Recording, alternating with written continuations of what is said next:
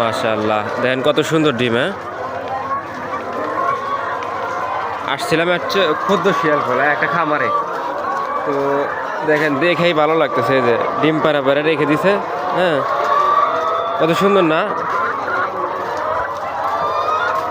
আর এই খামারটা করছে দেখেন একটা পুকুরের উপরে, এই যে তো ওদের পটিগুলো মনে করেন যে ধুয়ে দেওয়ার ঝামেলা নাই।